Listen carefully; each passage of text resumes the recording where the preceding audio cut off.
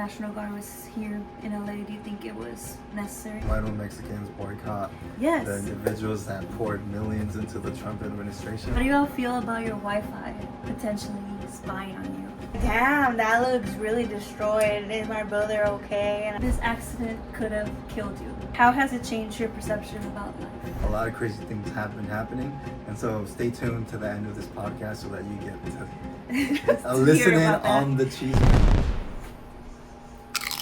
I have no idea what's been happening with Amazon as of lately, but they keep sending me packages that I don't order.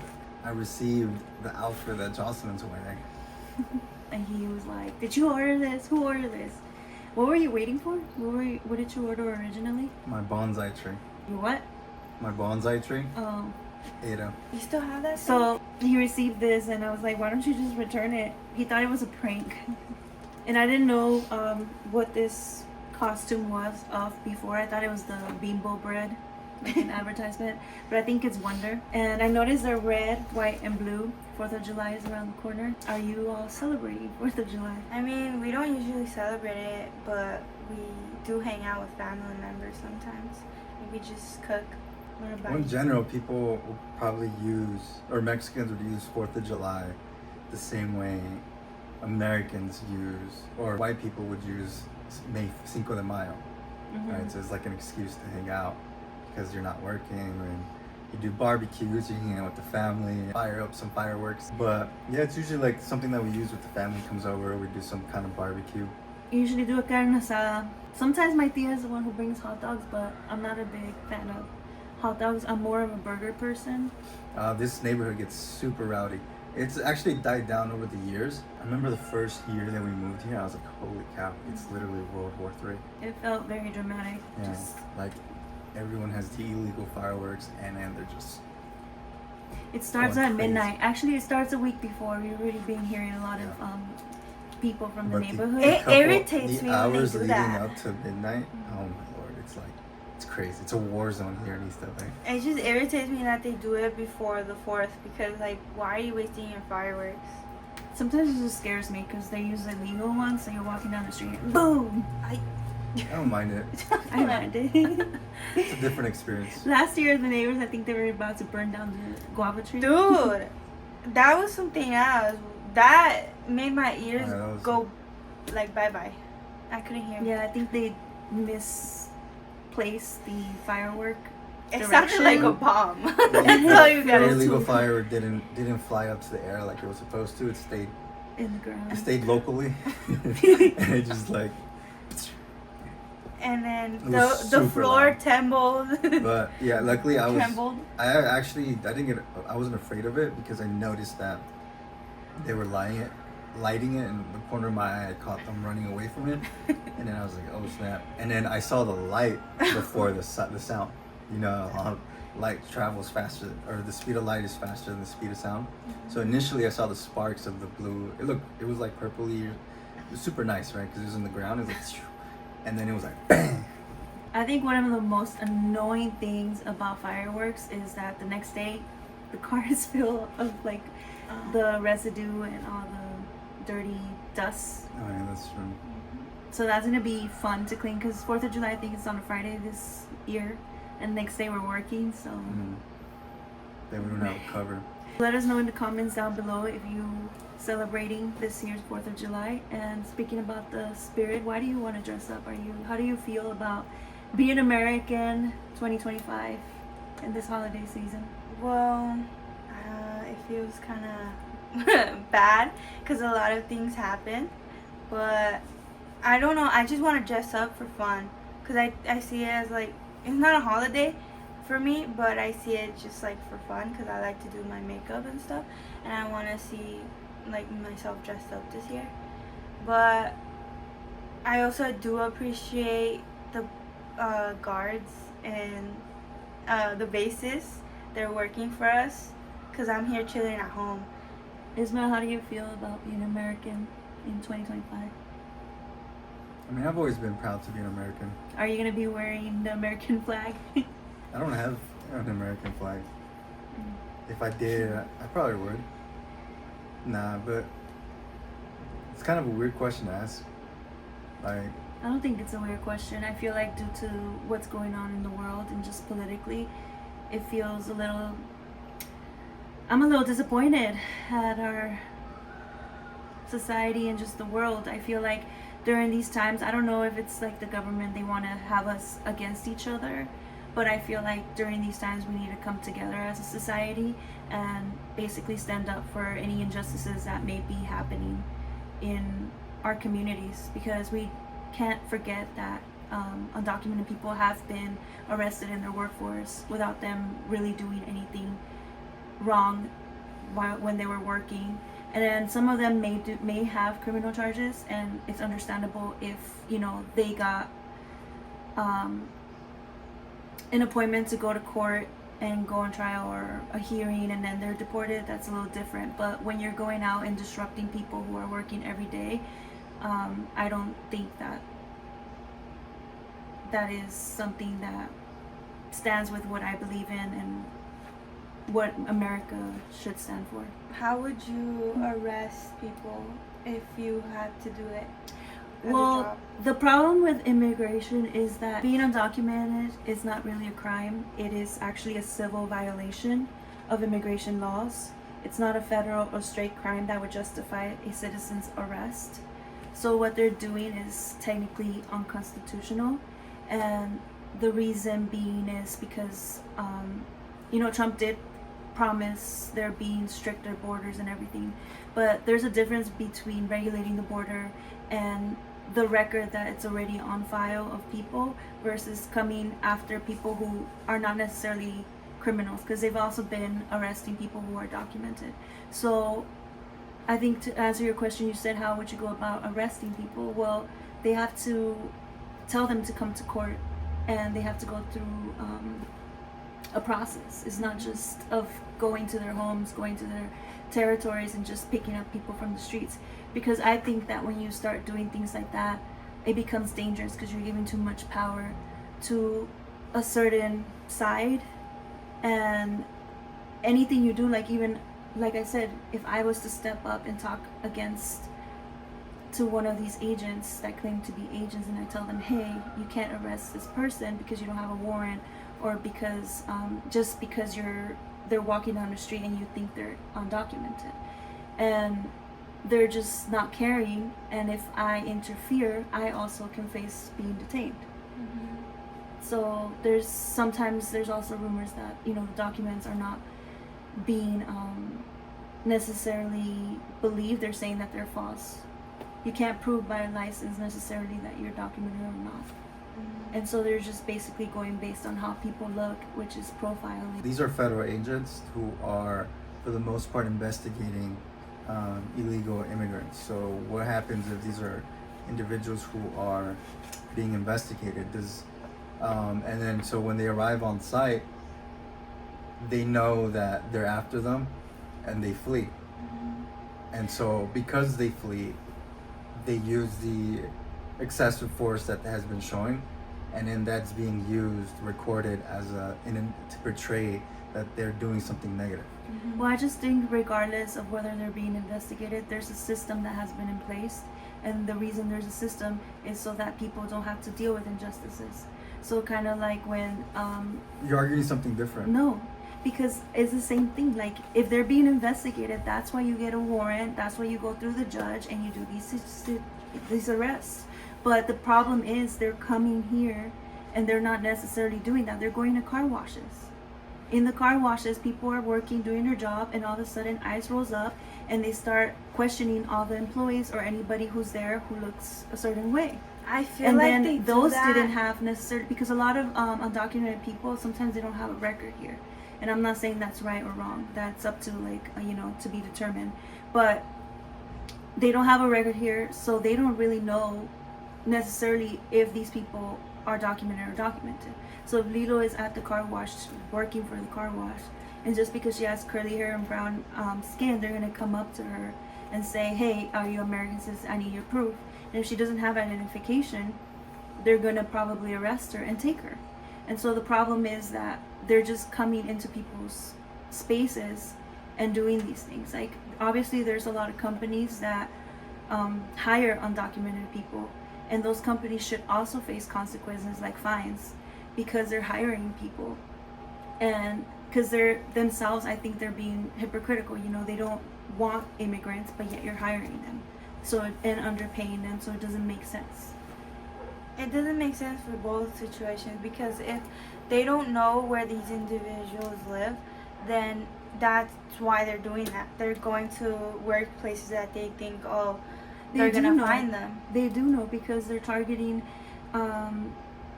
communities that are high in Latino population. So East LA, Commerce, Boyle Heights, City of Terrace, El Sereno, Bell Gardens. Those are predominantly known to have Latino immigrants and undocumented people. So then why don't they go to the houses then? They are. And I think a big problem is that everyone is pretty ignorant in terms of the power that ICE has and what their role is, because they are federal agents, and their sole purpose is immigration. So kind of like, for example, like the DEA deals with drugs, right? So the DEA deals with drugs. So that agent, why aren't they're in the border, they're looking, because they have to do an investigation. But if, for example, the same thing with these undocumented people, they need to do investigations. You have rights when you're in the United States. Yeah, so like if you're a DEA agent and you're strolling by, and then you see people who are, you have a reason to believe someone is guilty of dealing drugs, you're going to engage with that individual, right? And so I think people need to have more knowledge of what ICE is and isn't allowed to do, right? And so if you are an American citizen and you are getting racially profiled, like eventually, like you will be able to file a lawsuit if they're not going according to, you know, their rules, their jurisdiction and their guidelines, right? Sadly, based on information that I've read, That's to my understanding. Like I don't. We would have to see about the lawsuits, but many, like a couple of documented people have been arrested that are U.S. citizens, and they were detained for some time, and we don't really have answers to what's going to happen with them. I do want to say that one of these conspiracies that are around revolving ICE agents is that a lot of them are bounty hunters. So they're hired by the administration or ICE in general, and they're being paid around like $1,000 or more dollars to I don't think that's a conspiracy. Conduct these raids. So it's a conspiracy because it hasn't necessarily been proven, even though there was a video that went viral in where a person in the court started saying that he was hired and paid to be a bounty hunter and he didn't want to do it. He went to say that, but nobody did anything about it. And sadly, there has been a couple of cases where they've kidnapped people, and so essentially they're saying things like they're changing their license plates a lot, they're changing vehicles. To me, the problem is like, if you're actually an ICE agent and you're doing your job, you shouldn't care of identifying yourself, because you're working with an agency and you're on your role, and that's your job and what you're doing. But I think they know that some of the things they're doing are not ethical, or they shouldn't be doing, and that's why they're covering their faces, and some might be not real ICE agents. I think it's more of a safety issue. It is, for them. because like, say you're an ICE agent and you're being told what to do because that's how you feed your family, and then you're over there giving your somebody asks you for your name. I'm pretty sure they're supposed to. I don't know. they are. They're supposed to. Yeah, and so if they do, somebody's recording them. They have protections though. Yeah, somebody records them though, and their name is now out there, and then just kind of like, you know, TikTok does this thing and they end up finding the person, and now they put their address, where they live, and you know who they're associated with, and now these individuals are getting harassed. Yeah, but those are consequences that sometimes come with a job role. Do you all think that your personal political preferences, your biases, should impact your professional life? No, because you as another company or guests have your own political beliefs. supposedly we're in a free country where you could speak freely some words. So I think everybody should respect each other's beliefs. These days, living in 2025, you can't even have a civil conversation with an opposite opponent. I think that's something that has always made the political system good, is having this back and forth between two sides. Once you start having one side dominating all the time, I think it turns into a problem, because whether it's like the extreme right and the extreme left have policies that aren't really desirable. And unfortunately for the left side, you can't really determine what is extremely left. For the right side, it's very, very simple, because most of the time, like, it's things that are rooted in racism. Like, it's really easy to pick out someone who is extremely right. But somebody who's extremely left, like, you can't really tell. And saying that there's no such thing as left policies that aren't good for you, for the nation, is kind of dumb. Continuing with what Lilo's saying, it's all about respect. It's okay for you to have a difference in opinion, but you're not gonna dance over someone's misery. I think that's something, like, if you voted for Trump, why are you posting about it? Why are you celebrating this? So first of all, people that all of us live in California, right? California, if you are familiar with the Electoral College, the way it works, everyone did their part. People who voted for Kamala, like people who are on the left, you guys did your part. This state voted blue. So I don't think it's a good idea for you to demonize other people here in California, because whether they voted or not, it does not matter. California voted blue, right? And if you're on the other side and you voted for Trump, the political candidate that you voted for won. So you should be happy. So the left did their part here in California, and the right ended up winning, right? So do not try to, like, ostracize yourself from a specific community just because you have a difference in political opinion. But if they're over there laughing about it, if the way that they say their thoughts matters tremendously, because you have to have respect for the other side, right? Like, I don't think you should become a polarizing individual where you're like Trump. Like, it's pointless, because as we have seen, I don't think politics age well. Like, as time passes, you start to see, oh, this person wasn't all that, regardless of what side you're in. You guys heard of Tortas Manantial or something like that? They were saying that they were pro-Trump, and I think they would post about it, and so then they got The woman? people stopped going to their business. Is that what? Yeah, so I think they're in Arizona. They sell tortas, and the dad is the owner, and they have like multiple, I think like 4 locations. One of the daughters, who happens to be a big part of their business, the social media, she posted on her personal account with the MAGA gear, so like the hat and red shirt and it "Make America Great," and then it was a caption saying "Trust the process." So it wasn't even a video; it was a picture, and then that ended up going like super viral, and then the community started to boycott, essentially, or they still are apparently. I don't know. I'm pretty sure on the short term it did affect their top line revenue, but this has turned into like they have national spotlight because of this. You know, when you have a community so big like the Hispanic community, and everyone starts commenting negative things on their profile, which is something that we are not strangers to, but to them it was like even more like, oh, we're not going to support you, you know what I mean? Like, and then it just went crazy. Everyone, so many different TikTok accounts have picked up on this, even their personal Instagram, and so now their livelihoods are being affected because of the political aisle that they chose. But the timing, to me, is something that, like, I am all for you having a difference in opinion, but why the heck would you, as a Latina, knowing that the majority of your customers are Hispanic, like, why would you post a picture like basically supporting like these ICE raids? Like, it is so unnecessary for you to do something like that. And so that's why, like in their case, I think the level of hate that they've been getting is very, very justified. But I also believe that there is no such thing as bad publicity.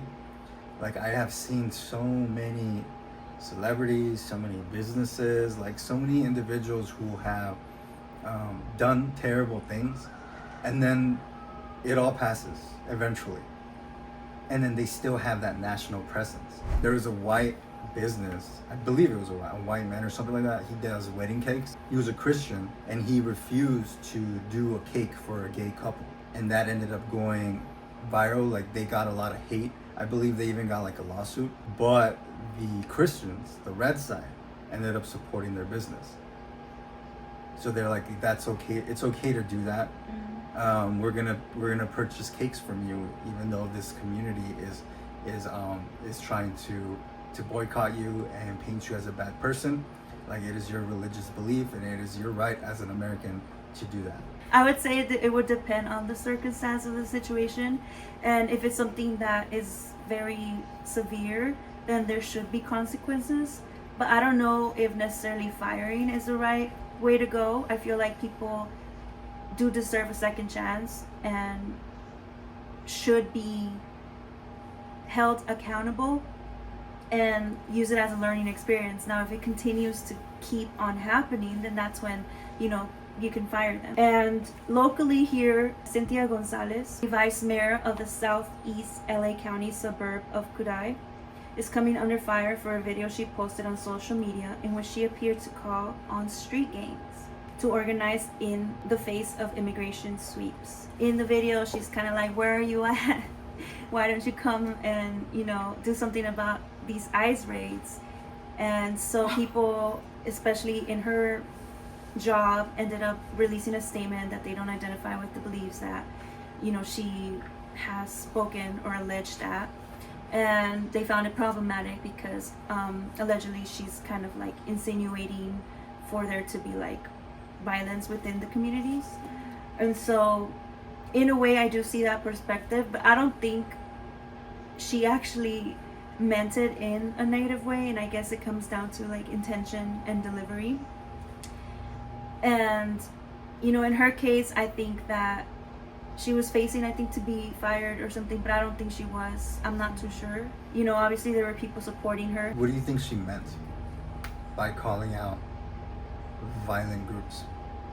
Well, because they already been existing for years in our communities, and if, according to them, if ICE is not playing by the rules, like going through the due process of like getting the immigrants to court and having a whole hearing and the right to have lawyers without sending them straight to detention camps, she probably meant like, during these situations, the community needs to come together and stand up. So like in Bell Gardens, there was a video that went viral where the ICE agents were in the town and they were trying to commit arrests, and people saw them, so they all got their cars, they all got down, and everybody started blocking them, so they were not able to do arrests. Eventually, obviously, the local police had to come and they were taken and escorted out. So that's what I felt like she meant by this. She didn't necessarily meant like it to become violent, but I guess I also see the side of where it can be violent. This is why there's a saying that says you gotta before posting, you gotta think about your post before posting it. It's very easy to take it out of context. It's a very vague statement, but the problem is like she called out a specific group that is just notoriously known to be allegedly involved in criminal activity. So where are they? I'm just kidding. Yeah, so like I'm joking. I think saying Latino communities in general, but that's actually like, now that you say that, Jocelyn, it's actually a very good question. What? Like, where are they? Like, why aren't No, they I protesting? don't. You guys not protesting? I know. It's been quiet we're not lately. saying like go get the gas. No. And Like what pew, pew. like be peaceful about it, kind of like in Bell Gardens where everybody got off their cars and they were Where like, food's you're at, not man? gonna be arresting anybody. Yeah, And like, it's true if you because go, it's like I will go. you're going in the streets and you like just because you're walking down the street and they're They're gonna not like gonna do stop you anything in to the you. car washes and stuff. And like I said, a lot of these people don't really necessarily have a criminal record. Some do. I'm not gonna deny that those exist, but those who are in the process, they're going to be called to go into a court hearing and they're gonna deal with the consequences at the time of being there. So to me, it's just like, you know, as a community, in order to stop injustices, because I've seen a lot of older men, especially like viejitos, getting arrested, fruit vendors, local street vendors, that work, taco vendors that work in our community, they've left their stands behind. And so how do y'all think it has impacted businesses and the catering businesses themselves? There's less gigs. Like they're not doing party and like they're not partying and partying. They're not doing celebrating. events. Yeah, they're not doing events. I'm not seeing them break piñatas for birthdays. Mhm. I think in summer is when people have their birthdays mostly, no? Or They have what like gigs carne do we asadas, do? or I know for 4th of July in particularly, yeah. we usually get hired A and lot. they're like pool parties, but it's usually, you know, wealthier Oh, yeah, communities. pool parties. I don't know if they're celebrating this year, but Do you guys think it's been affecting us? Yes.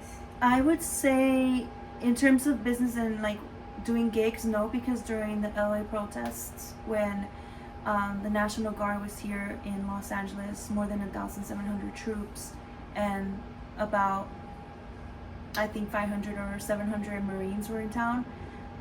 We were still working, and we went to specific events that were already, you know, scheduled.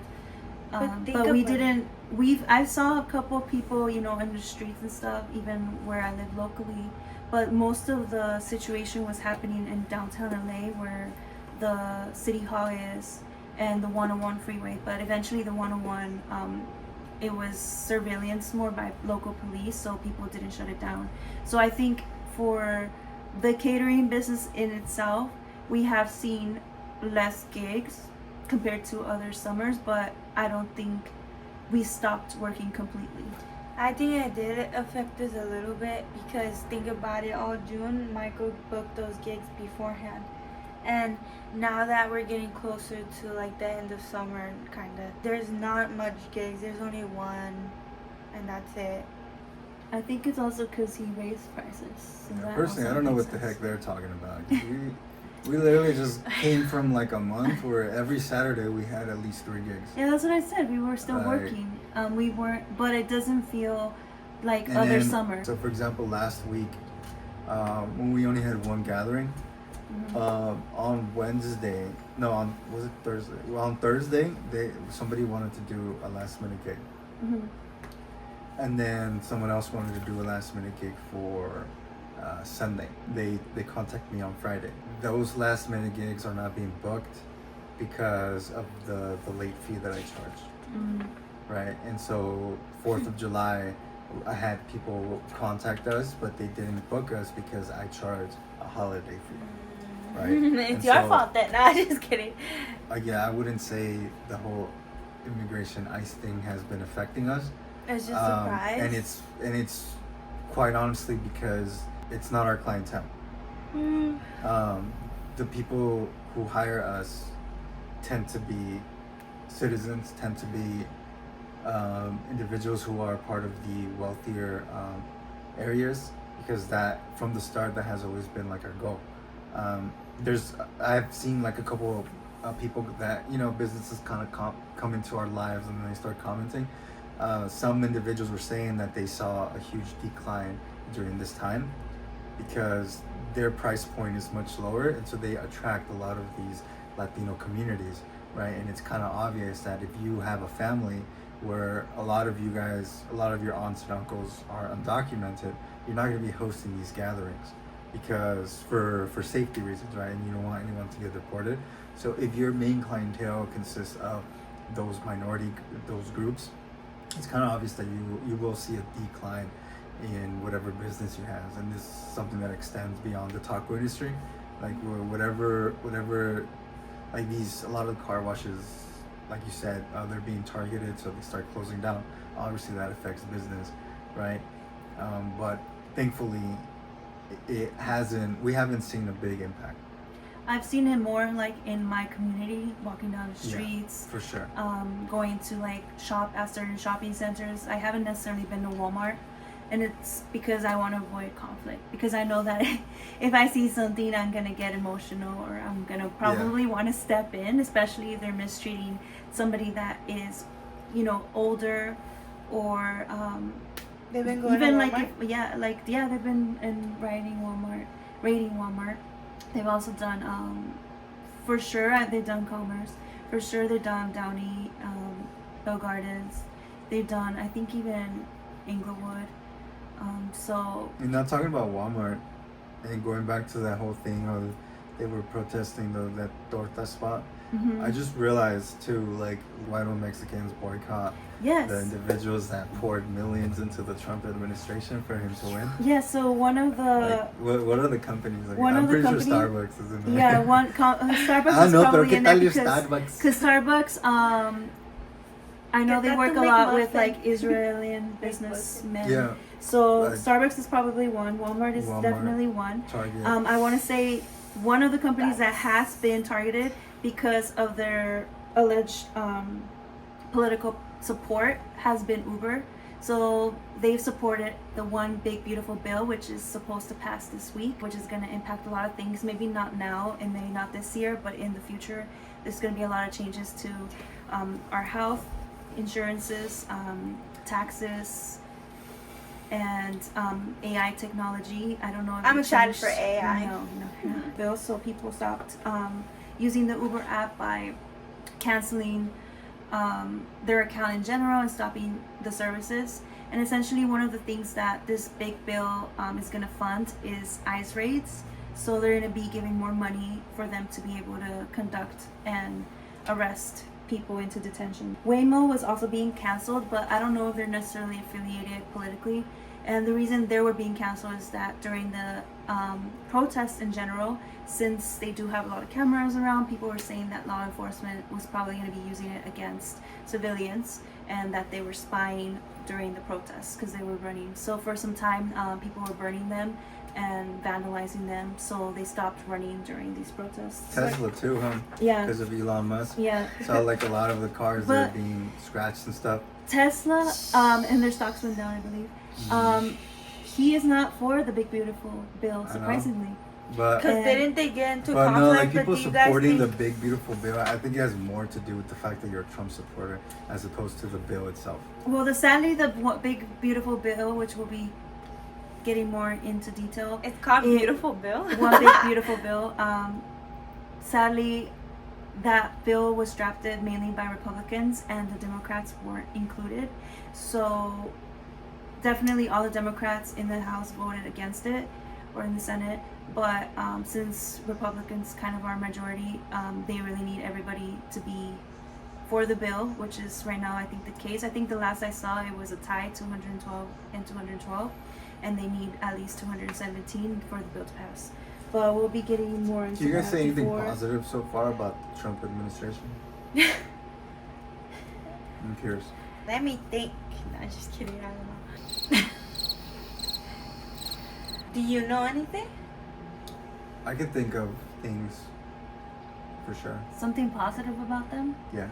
Probably maybe just crypto Really? that I could think of as of now. The reason why I ask is because as soon as a political candidate wins, whether it's the one you want or not, after that, everyone needs to be for America, right? And so if you start just nitpicking the bad, I think it's also a good thing to look at what is good that has been happening. What is good then? I don't know. Well, I don't know. I mean, this is what I heard, but I don't know. I don't know any research. You could correct me. Has he been decreasing the stuff for our food? That is not a lot of chemicals in our food. That's what I was Has that thinking. already Right. But I don't think been he had. done? No, I don't Kennedy think. guy? Yeah. No. They didn't ban some stuff? No, I don't think know. it's been enforced. Yeah. We still see, because if that was the case, then I would say even hot Cheetos have to go, and things like Coke too, Coca-Cola, or sodas, energy drinks. They would just have to get rid of certain ingredients. So Not necessarily. Soda in general is not good for you. Educate me down in the comments below. Do you think this administration has done any good for yeah, American let us know citizens? what good has happened with this. Because we all Trump know the bad. administration. Continuing on what Jocelyn said, I guess you could say good things about crypto, because it's been the only administration that has been pro-crypto. So if you are actively involved in that space, you could technically, there are a couple wins, but it hasn't really been reflected in the market. Like it hasn't gone up or down. Anyone involved in crypto would know that it's not a good time. Like it's just like a scary time. Like we don't know what's going on. Like the bull market has been delayed. There is no alt season, and worst case scenario, the bull market is already over, which would be ridiculous because now you gotta wait another 4 years. I think it's a good thing for people to get involved with the political scene. Like I feel like post, like pre-Trump, like it was not a thing. Like people didn't really care. I think people started putting more attention into the political system and the things that happened when he started to become when he started running and he became president. I think it's also because he's a polarizing figure, but it has brought more attention to the political process, which is something that I think is a good thing for America in general. Like we should be heavily involved in voting and being actively involved in the process of changing America. Certain aspects of the big beautiful bill is obviously not a good thing, but if you really understand like certain things about it, like the tips, That's not good for in the long run. Maybe short term, but in the long run, it's not. it's a good thing. The reason why Elon Musk was opposing of that bill was because of The national debt. yeah. So essentially, on the short term, it's gonna bring in more debt, but long term, it's supposedly going to reverse the deficit.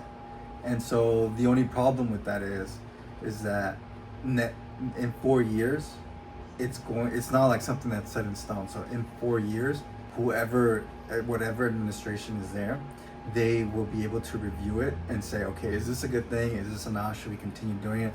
Should we make changes to it, or we dish it out completely? And so if they dish it out completely, then it just like turns into a big spend, and the long-term play of what it's supposed to be doing wasn't even seen. For example, if the big beautiful bill passes and the government continues to spend, that means inflation is going to go up. And so when the value of your dollar is decreased, then the value of your assets goes up. So even though it's something that's not desirable because life ends up being more expensive, but if you own homes, if you own stock, if you own crypto, like chances are you're going to see a jump up if the U.S. in general keeps printing money. They're not going to do that. You know why? Because something I learned, suppose they can't do that. And if they do, it's because the U.S. is in debt. Yeah, they're always gonna find a way to keep printing. To be honest, I think the majority of people are in debt, and they are not necessarily. This bill is only going to benefit like a certain percentage of wealthy people. Yeah, like because it's inflationary, right? Yeah, and most people don't make a certain salary.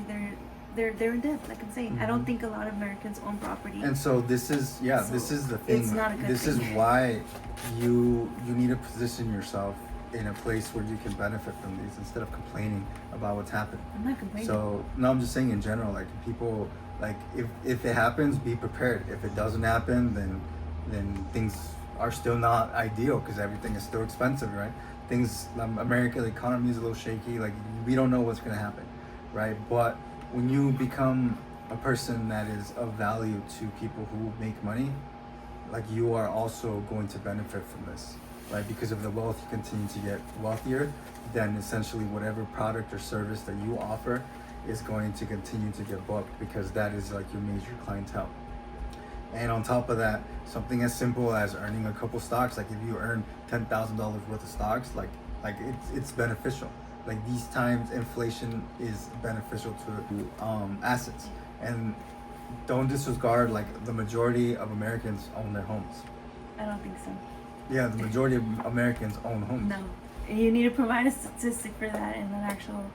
You Well, can look it up right now in a pause, but I don't think that's the case. Yeah, you guys know how much do illegals pay in taxes for the end of the year? I don't know the amount, but I know they do. Yeah, like the number is pretty big. It's around 96 billion. And I think the first month of the tariffs that Donald Trump implied, I think he brought in around upwards of 110 or 116 billion dollars of additional of revenue from these. What is this? It says close to half is homeowners. Yeah, so close to half of Americans own homes. So unfortunately, what ends up happening is like these people with inflation, they end up being able to.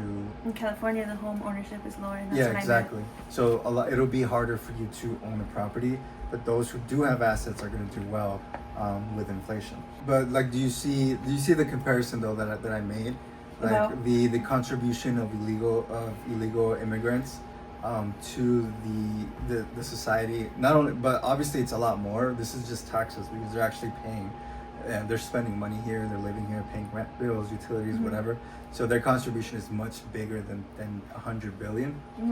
But it's right now looking like by the end of this year, the United States is going to generate far more from tariffs alone. And I think I just beg the question, like, what is this money going to be used for? I just think it's fascinating that there's no like light to that. I just want to talk about some conspiracy theories revolving the LA protest to end the sector. So one of the theories is that people are being paid to vandalize and participate in these protests to make Americans look bad. The other theory is that these protests are funded by billionaires or people who are actually part of the government, such as Mayor of Los Angeles, Karen Bass, and other organizations kind of like the CIA that allegedly knew about 9/11 attacks. So they're saying that they're trying to create this division and separation among us so that they are able to implement more strict rules. When the Black Lives Matter protests were happening, like something was sparked from one individual's encounter with the police. And currently, we have multiple families that are being affected by this whole ICE situation. And I feel like these protests have been weak or pale in comparison to the support that the BLM movement has had, both like within the communities, with celebrities, with anyone that has a voice. The protest and the talk against these protests has been very, very weak. And it's so fascinating to see so many communities come together with the whole BLM situation. But now, now that it's happening to many Latino communities, it doesn't seem like that we are receiving the same amount of support for this. And we have seen like direct reasons to be truly upset because of the process that has been unconstitutional. I myself haven't seen it, and I don't want to make decisions based off of TikTok alone, but it's pretty convincing that they're not going through the proper due process. And so there is much more of a reason to be upset, to be protesting, and to be against this entire situation. And it's very fascinating that we are not seeing it. Another thing that I have to say is that when the whole BLM situation was happening, it was during the quarantine eras. So maybe this whole political thing, or that in that time it was like pouring gasoline into a fire, and then you saw more outrage because people weren't working. And these protests the current protests for immigration have only been happening really on Sundays. Saturdays and Sundays, right? And so that makes me believe, or it's just obvious right there, like people care more about themselves as opposed to the injustice that's happening. Because why else would you just protest one day, 2 days? I think the problem is that the community needs to come together in agreement and, boycott not just their jobs, like they need to do it longer. And I feel like some places this is going to start happening more due to detention centers being built and some of the bodies that have been found. And I'm going to speak more on those conspiracies, which may be facts, but we don't know. So, if we want to scare the government, stop paying taxes. No, it's not about scaring the government or anything. It's about standing up for your communities and the injustices that are happening. Because if you allow them to step over, eventually that's going to be problematic, because they're going to be able to to enforce like, for example, just the simple fact that citizens have been arrested and it's not constitutional. Yeah, that is a problem. I just feel like people don't care enough. But here, because the real issue, that situation about people not caring, Palestine, they were I always will say, 24/7. Especially not only about that, but also teachers when they are protesting about their wages. They're out there a whole week or more than a week, and their problems get fixed later on. But for no, not really. Not for Palestine. like that the whole didn't BLM get fixed. situation, The like BML, I don't know. defunding did that ever happen? Like, No. Did anyone send a follow-up email and be like, "Hey, what happened to this?" We're talking about that. We're talking about, you said that you don't think people are making enough noise for this situation. I agree with that. I can see where he's coming from. And at the same time, I think sometimes celebrities are not talking as much about these situations because, one, they do get backlash if they express certain preferences. And one of the moments that people talk about during these situations is that when Selena Gomez cried about children being detained, and she shouldn't be crying. What we're saying is that she should go out there and create a criticizing protest. her for doing that. And the Kardashians recently have posted supposedly that they don't support these raids and blah blah blah, but it took them some time to get there. So they criticize them too because they're actually from Los Angeles and they probably have personnel that are immigrants or Latinos. Well, so the problem is there are a lot of black squares on BLM on social media. I'm saying, yeah, there was. And unfortunately, I don't think the Latino community necessarily has the leaders or people speaking, like he says, on those issues. And when they do, a lot of them are getting targeted because they were actually for Trump. They're doing it wrong. I'm seeing for it.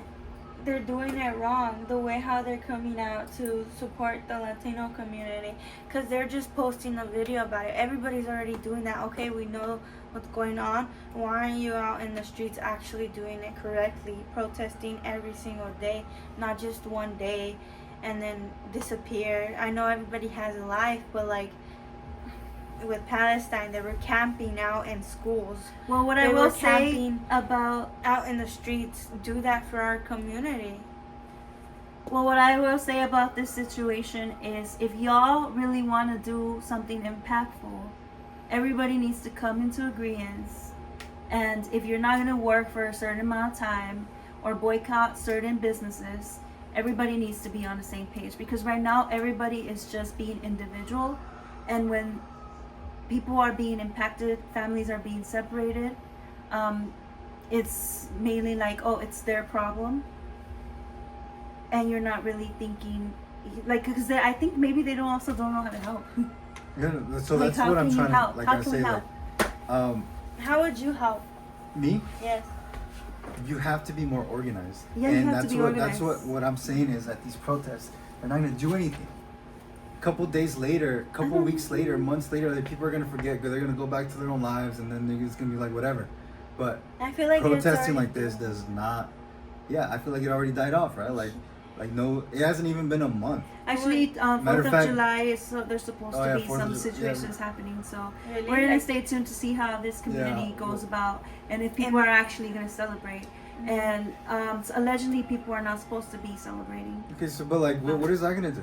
You're not buying. Usually, people go out So and buy like, you stuff still for have the to pay carniceras. rent. You still have to Yeah. drink water. What is needed is like a real strategy. Yeah. So for example, like you waking up every single day and deciding not to go to work, it's not gonna do anything.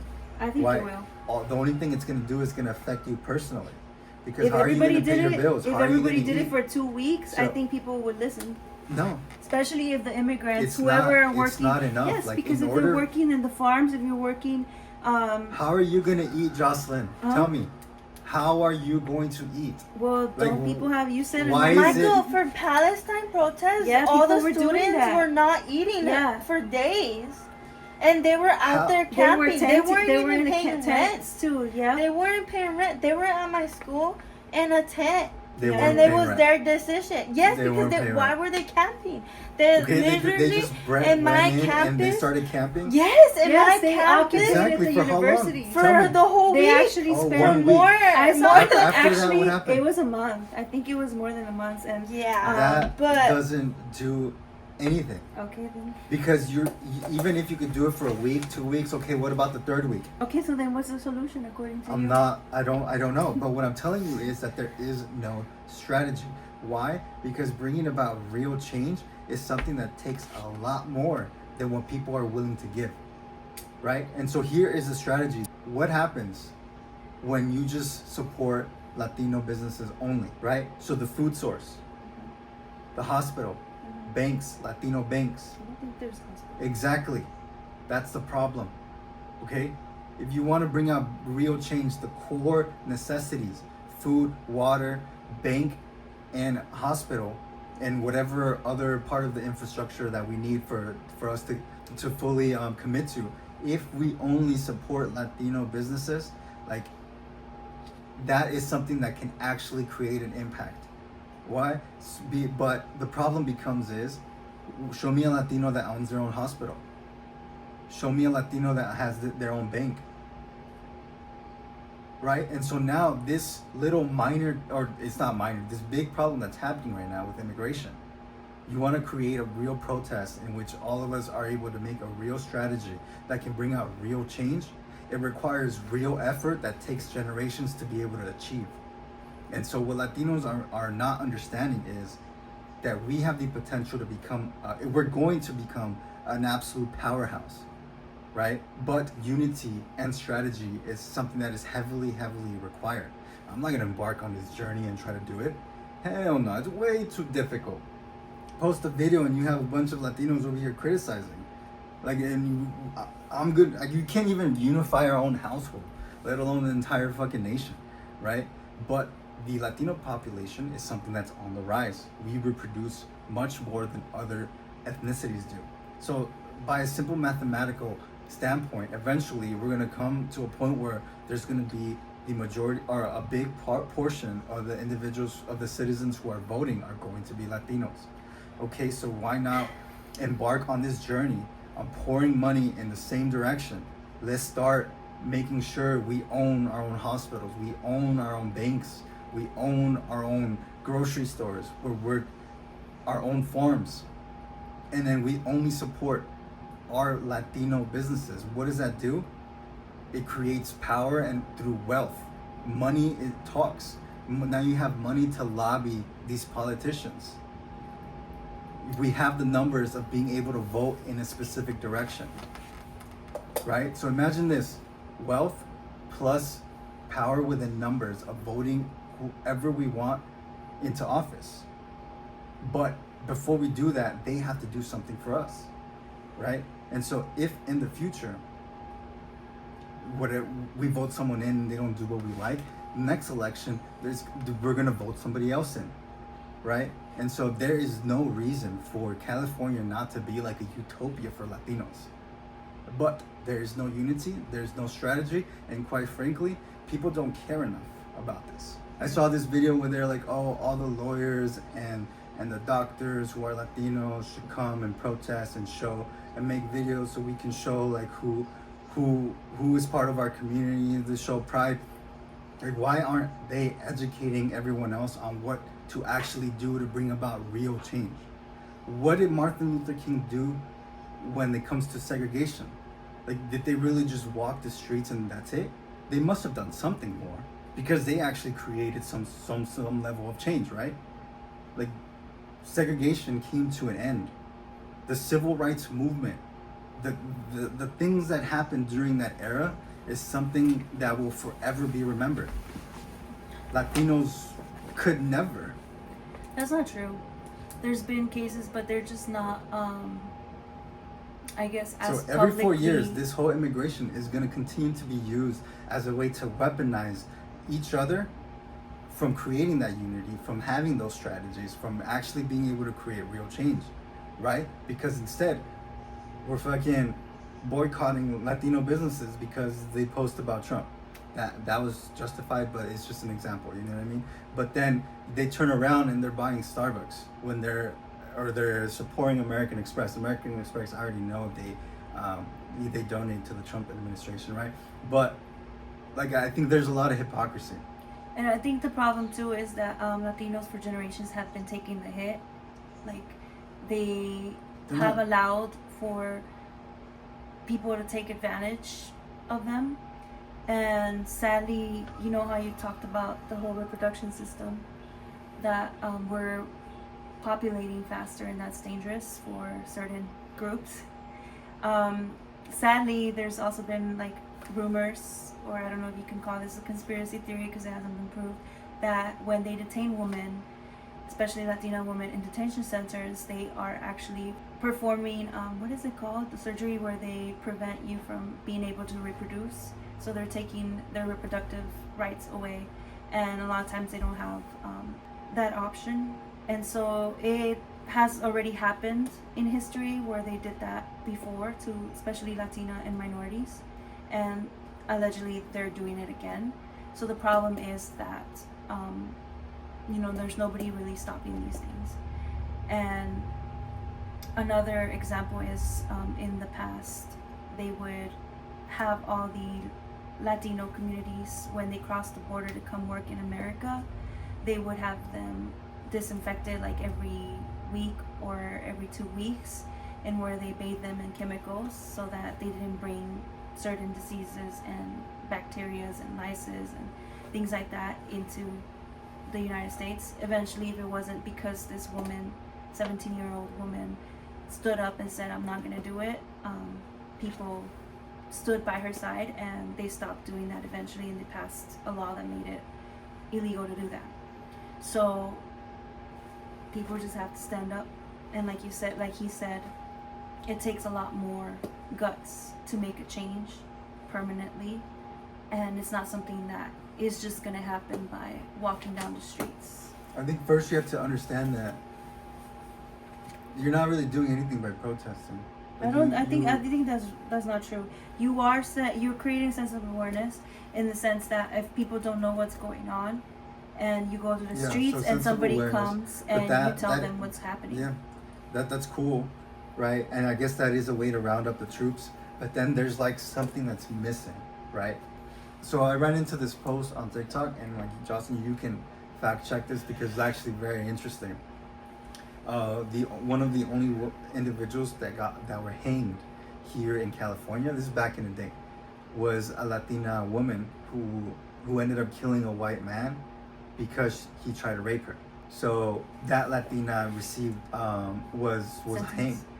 She was found guilty for defending herself, from getting raped. And so you fast forward many more years later, during the Great Depression, Democratic president, a bunch of Mexicans were illegally deported, both citizens and non-citizens. Like, they did raids and heavily impacted Latino communities like East LA and La Placita Olvera, right? Millions of people were deported because Latinos were the problem with the bad economic time. We were taking their jobs, or I forget what the reasoning is. That happened during the Great Depression, right? And I don't know about you guys, but that was omitted in my history lesson in high school. Like, yeah, majority of. And so like those millions of people, imagine us getting sent to Mexico, Lito getting sent to Mexico, and the times when you don't have cell phones, you don't know your way around the place, you are going to be prone to crime, being raped, not having money, being mugged with the little that you do have, unable to communicate with your loved ones because you are in your native land, but you are unfamiliar with how to move yourself through or navigate through that area, right? And so fast forward to modern times, you have during the Obama administration, again, a Democrat president who has to this day been the one that has deported the most. He started the whole kids in cages. Fast forward to recently, the Trump administration has been deporting individuals or detaining individuals and not going through the proper channels, and it has been considered unconstitutional, right? So what are you saying? History is repeating itself, right? And it's going to continue to do so until you are able to actually come up with a real strategy, a real solution to this. And I don't see anyone doing it. Conspiracies around deportations. Allegedly, American citizens with Hispanic last names are being erased from the system to deport them.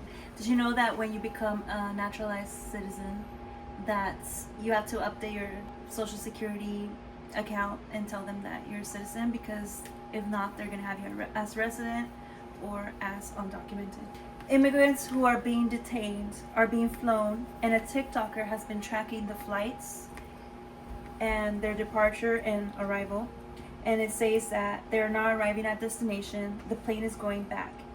Allegedly, some bodies have been found in like the coast areas of like Spain and other places in the beaches, and there are bodies of people tied down. So they're saying that it's under investigation, and some people are relating this to possibly migrants who have been disposed in the ocean. On a different note, have you all heard about Ice Block, an app? No. That sounds like a game. No. It's essentially this app that was created in April so that it can help track ice activities.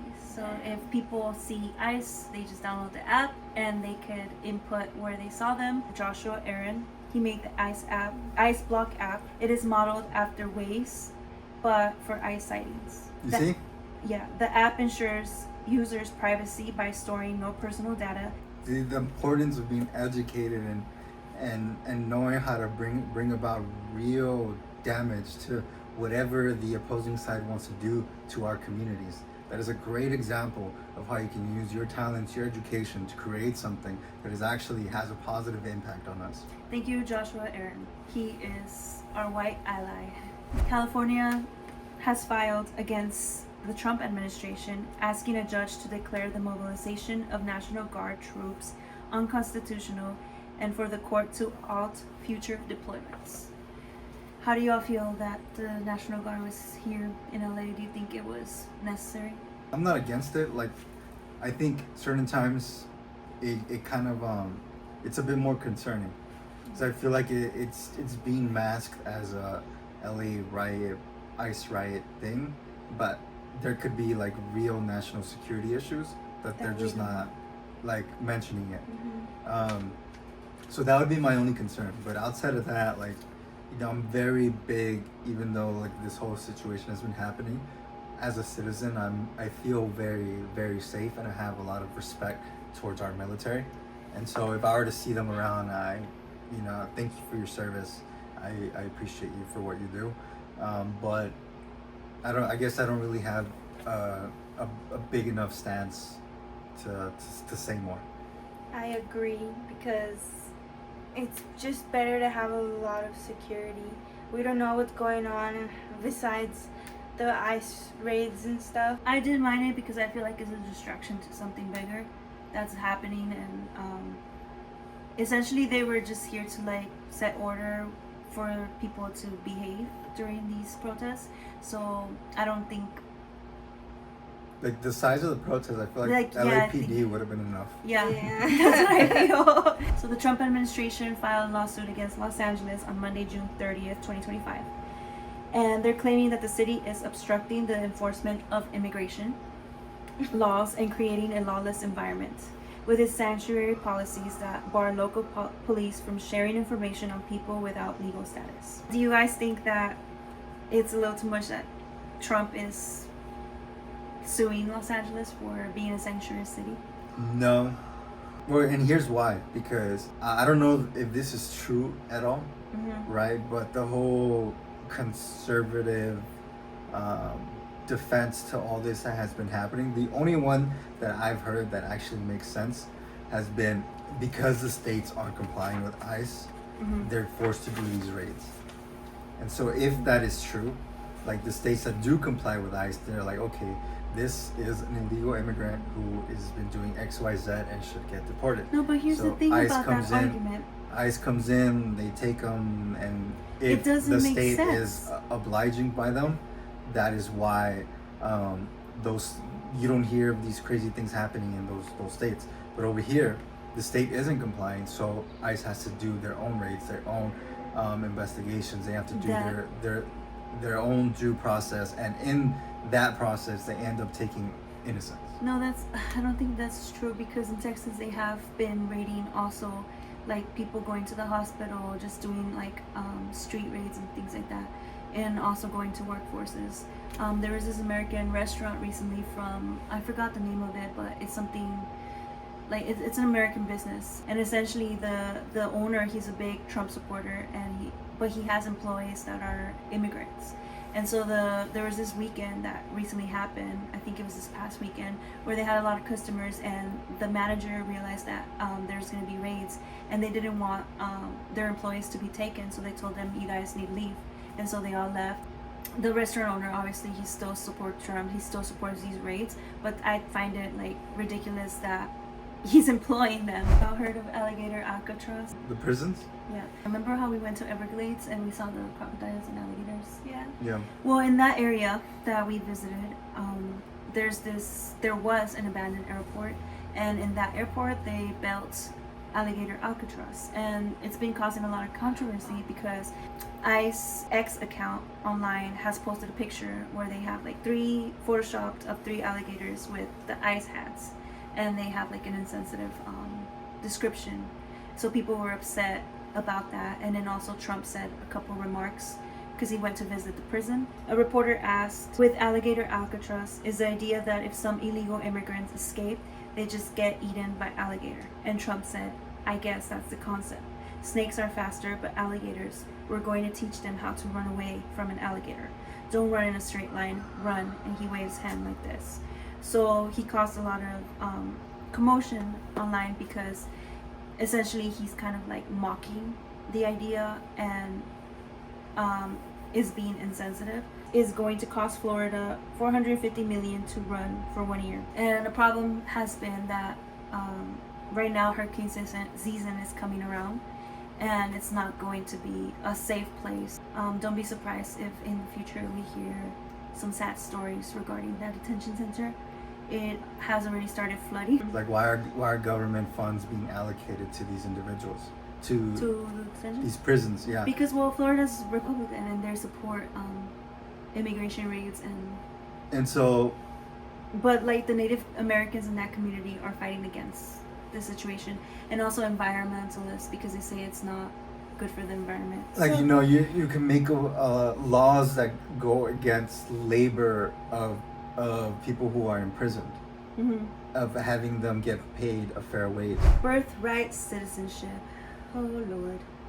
On Friday, June 27th, the decision centered on President Trump's executive order stating that children of people who enter the U.S. illegally or on a temporary visa are not entitled to automatic citizenship.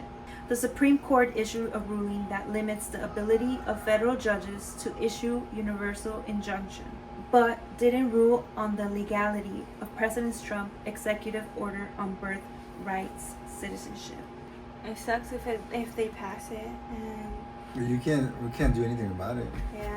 We, after that whole rant about the whole immigration thing, Like, we're not doing anything to change it, right? So if the court system ends up going and ending that, or supporting Trump, or they No. find a way to just do it, like, It's- what are you gonna do? A lot of our conversation has been revolving around the one big beautiful bill. Donald Trump wants to pass this bill or have it approved by July 4th, 2025. More funding will go to the military spending, mass deportations, and building the border wall. Both the Senate and the House bills allocates $46.5 billion towards completing Trump's border wall. It also puts $5 billion for customs and border protection facilities. $10 billion to be used for border security more broadly. The Senate bill sets aside less funding to hire and retain more agents and officers, proposing $4.1 billion compared to the $6 billion allocated in the House. So there's two bills, two different versions of this bill that were made, the Senate and the House, and I think right now it's the one that the Senate drafted is the one that they're voting on. The legislation also invests in upgraded technology for screening and surveillance of U.S. border. Immigrants seeking asylum, visas, work permits will have higher application fees. So that's on the immigration and border side of the bill. 2. Tax incentives.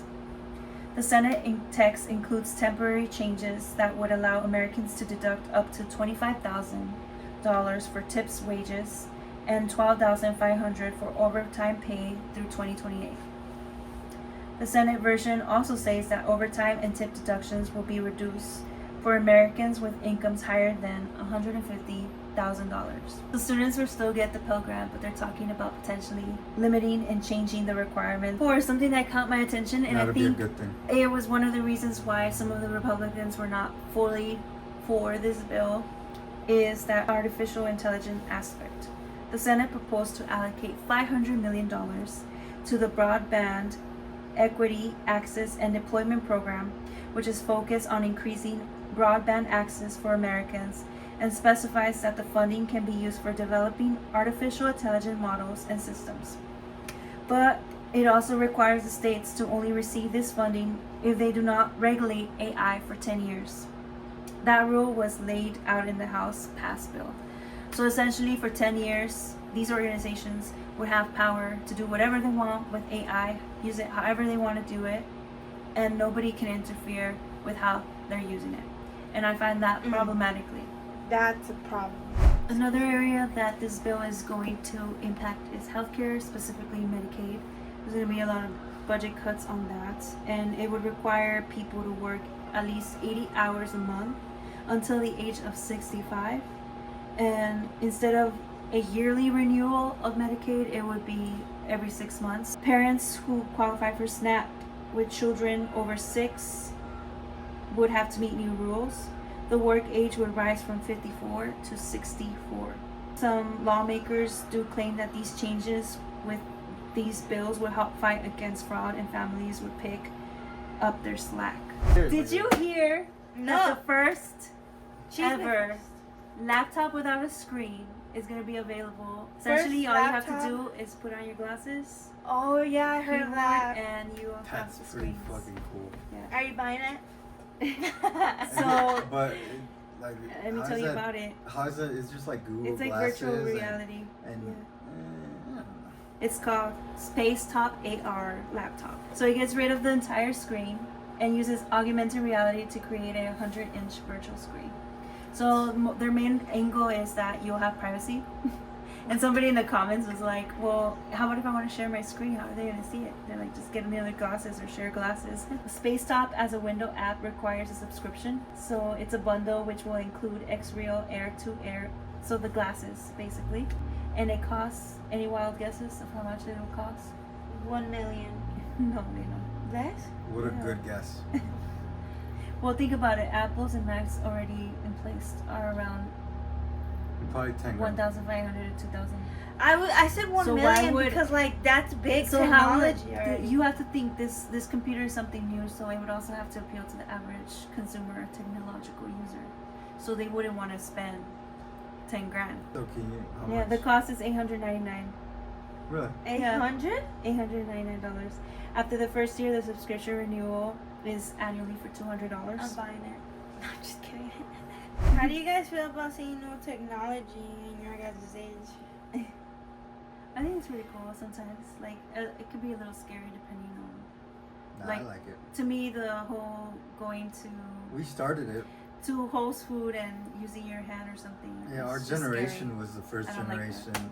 Like me and Justin was the first generation that started seeing this crazy fast-paced environment. So it's something that we're already used to.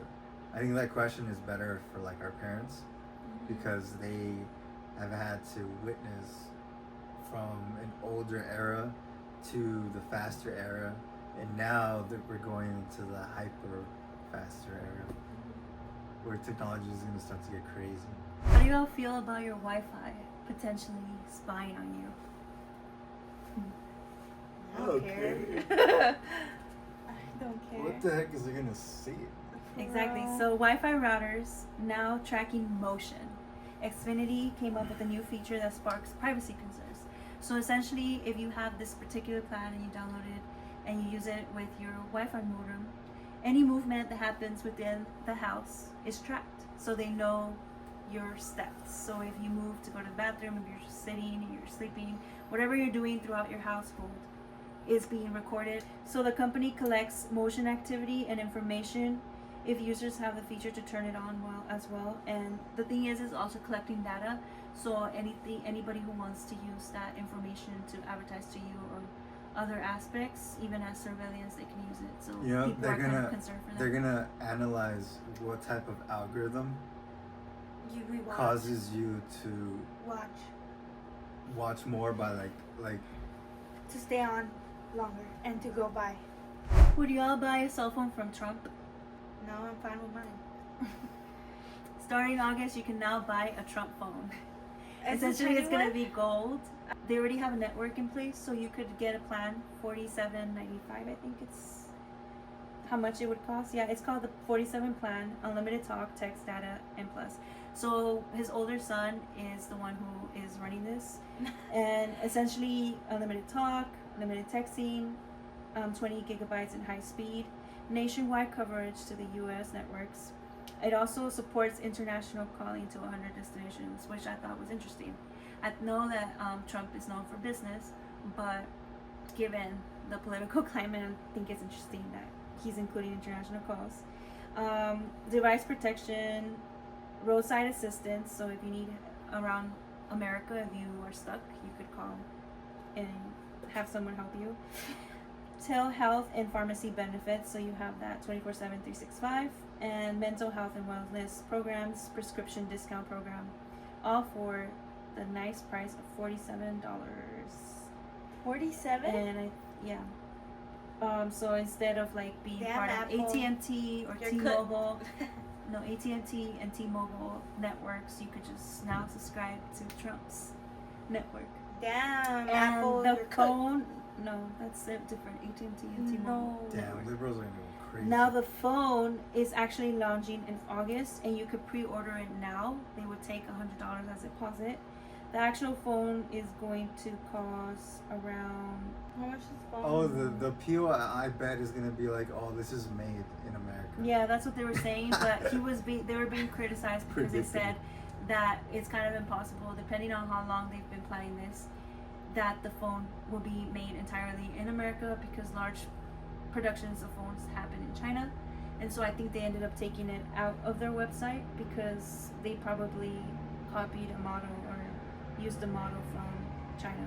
So the phone is going to be an Android operating system, and it is $499, which you would have to put That's the cheap. $100 deposit. I'm be honest. It looks kind of cool, like I the don't gold like part, but That's I the think Trump. Yeah, It's like a knockoff iPhone. I know. Like what? I like my iOS. It makes my life so Me much too. easier. Did you realize, Jocelyn, the irony of them not being able to make the phone in America? Yeah. So aside from everything that's been going on in the world, locally, internationally, we have also dealt with some personal circumstances. And tragically, just kidding, when Lilo and I were in Mexico, my brother got into a terrible car accident where his truck was completely totaled. And This dude, all he does is send a message of the damn car.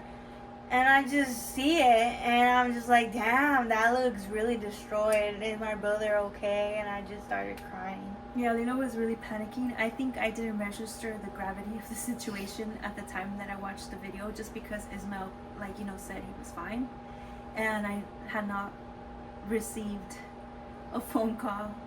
And it wasn't that he was fine, he was just in shock. And there was a lot happening that he didn't have time to process. And I think he didn't have time to process for like probably a week or two. Because after when we came back immediately, we had work to do. And it caused a lot of minor inconveniences. Or actually not minor, major inconveniences. Brother, this accident could have killed you. How has it changed your perception about life? Oh, this got deep. I feel like I work too much. Not just like the accident, also my experience with Dad. And now this. It has really like made me wanna take a step back and really analyze the playing field and decide whether or not I'm doing something that's beneficial to me. Mm-hmm. Especially now, just because we're in a much better place than we were years ago. But yeah, that's one of the biggest reasons as to why I'm making minor changes, or I wouldn't say minor, pretty major changes in the business and what I want to do moving forward. But yeah, I think there's more to life than working. And even as much as you enjoy it, I think it's very, very important for you to take some time off and, you know, enjoy the presence of your family. I think there was 2 years in a row, like back in the day, that in the month of December, my family all went to Mexico to visit my dad. And I think, although it was very beneficial for me to stay behind and work, I don't think it was all that necessary. And I think of myself like with my social life, with my friends and the women that I've neglected because of the business. Like it feels that I think it's okay to have a week every month where I just dedicate it to myself and not just like be so zeroed in and focus on wanting to work all the time. Disclaimer, that time we all went to Mexico, I told him to come and he didn't want to, so. He was being a necio. And I think it's also because it felt right, yeah. But as it was happening, like I was not having a good time at all. And if you guys are asking how was he about to die, basically somebody hit him from the back and it caused him to go forward. This whole situation. Yeah, he needs to And boom. describe it because we weren't there and we just saw the footage, but Yeah, to me it was a normal day. I was preparing my mind and my schedule and everything for the weekend. We had a very, very busy weekend. It was a Wednesday. So I had to work Thursday night, Friday and Saturday. So like it was busy all around.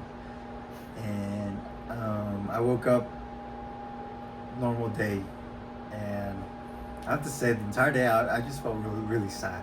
I remember going to El Superior prior to leaving to the kitchen to pick up some avocados.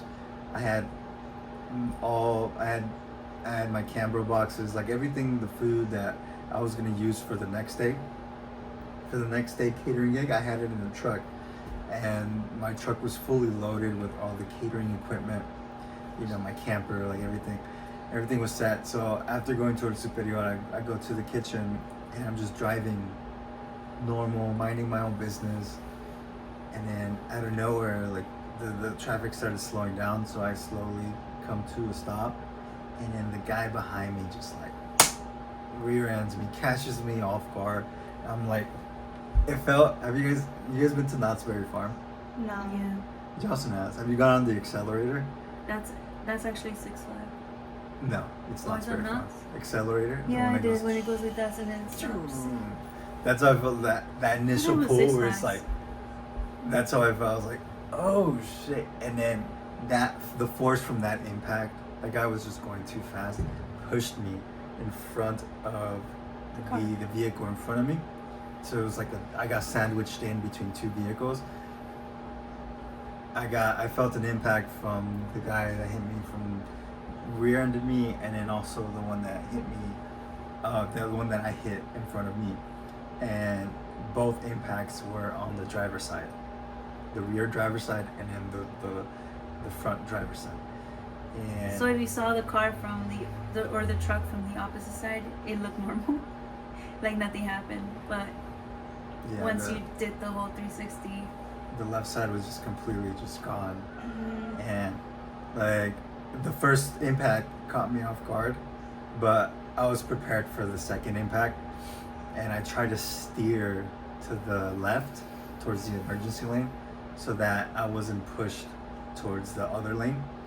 But the steering wheel was just not responding at all. The tires all popped, and I was just like stuck right there after hitting the first guy.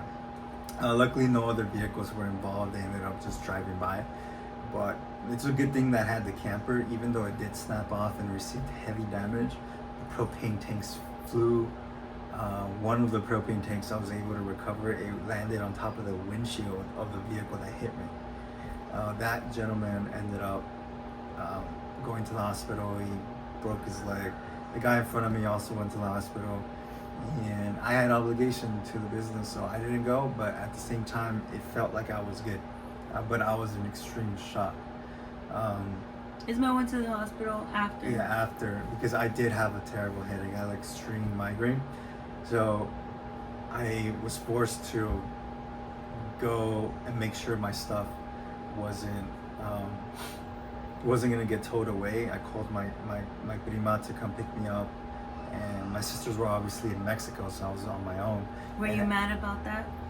That we weren't here to help? No, like I was grateful to be alive, first of all, and to be intact from what I was able to see visibly. And I didn't want to call my mom because she didn't have a vehicle. So she had my Melly, car, yeah. but I didn't want to worry her, and she would have to come. So I was like, oh, let me hit up my prima, and she was able to come by. Ironically enough, she was already on her way back home. She lives in the city that we work in, so it was very convenient. Yeah, I was able to retrieve some of the stuff, go to the kitchen, drop it off, but all the equipment, it was damaged. Most of it was damaged, the propane tanks, the griddles, the tables, and that my truck was towed to a junkyard, a local junkyard or whatever. But since the vehicle was registered, it's still unfortunately registered under my dad's name. I was not able to retrieve the contents of my catering equipment until much later on. So not having a vehicle and most of my catering equipment being damaged, I had to purchase new stuff, vehicle rentals. It really caused a huge disturbance in our business for the next couple of weeks. And saying that is a big understatement, because the biggest one being the fact that I was forced to operate while in pain. Literally the next day, I had to cater a gathering. And Did mom go with you? no, You went by yourself? yeah. I told her that I was good, and I still felt good, but the reason why I didn't feel, and it's funny because that was the first time I was wearing compression socks. I was like, oh, I'm so happy my feet don't hurt. And I was like, wow, those compression socks work really well. But now analyzing, I'm able to see that I was popping Adderalls. Not Adderalls. What? Advils, Aspirin, ibuprofens. Yeah. Like to help with my migraine, because I had a huge headache. Like ladies, like just bending over to grab something, It was a headache. I would get a headache. And I'm they like- didn't say that you got a concussion? Well, that I know of, no. But after that, like I just took a step back, and I'm like, okay, I need help. And for the first time ever, like I am a guy that just handles his own shit. I never bring anyone in. Like I would much rather do it myself, because But this time, like I actually needed the help, and I was so happy when my sisters came back, because they were able to help tremendous. They shadowed me, throughout the entire process, my sister drove me to the kitchen, and both of them helped with the process. That's when we had that chip competition on TikTok Live. That was not okay, right? You know, like I was taking little Advils, but it was really just masking the pain, and I felt like my mood swings were just worse. Like I wasn't myself, and every single day I felt something different, and I felt like there was like new symptoms and new pains. Eventually I ended up seeing that I had a seatbelt bruise, like it was just yellow. I had a bruise right here. 2 of the nights I couldn't sleep because I had trouble breathing. I guess there was a lot of inflammation around the rib cage or my chest area. And like it was literally like a very, very, very terrible time for me, for sure. These past couple of weeks have been very eye-opening, like a lot of changes, and I'm extremely grateful that a lot of all the gigs that we did, things went for the most part well. There was certain small issues like arriving late, but we arrived late because Lilo forgot the keys. But to give the keys to Ismail. Yeah, we'll talk more about it momentarily. But the entire situation, for sure, it has been very, very hectic. The vehicle rental is so much a big inconvenience, both mentally, physically, emotionally, spiritually. Like I really have been going through it these past couple of weeks. The officers and even the insurance and where the truck went to the toll company all said you were lucky that you were still around. Did you ever feel abandoned by God during that situation, or were you mad? I didn't feel abandoned. I wasn't even mad. Like I didn't know how to react, just because like our entire life, like we've never experienced that. Like our family has never experienced that. Like my parents, all of us have been driving for years, and mind you, like I hate it. This might come to surprise to them, but like my friends say, "Oh, you drive like a grandma." And, they tell you that? That is. I am a very, very, very shocking. responsible driver. Like I never have gone through any of these on the road collisions. Like I haven't experienced it. And my dad has always said, "Oh, you always have to pace yourself. Make sure you are on time so that you are not rushing. Never drink and drive." Like I've been crystal clean when it comes to driving. And especially whenever it's even more when it's work related. I was on my way to the kitchen, and so I was just extremely thrown off by the fact that I was doing everything right, and because of someone else's irresponsibility, like everything almost came to an end, and I was mad at that, right? Like something completely out of my control just changed, could have potentially changed so much. And although it has been a very painful couple of weeks, like I guess the light is that I can see the light now. Like things are a little bit better. We were forced to purchase a new vehicle. So before we had 2 trucks. One was our dad's and one was Ismail's. And the trucks were used also for the catering business and family pleasures. The other third car was my car, and that was just for me to, whenever I had a job or just luxury activities, I would use with my sister and my mom. Essentially, Lilo crashed one of the trucks by accident because she was learning how to drive. And then the other truck, obviously it was crashed during this accident. So both vehicles were completely gone. You couldn't use them. Well, no, actually not like that. They were analyzed and they came to that conclusion. So the only car that was left was mine, and it's a compact car. It doesn't necessarily fit the equipment. We made it fit.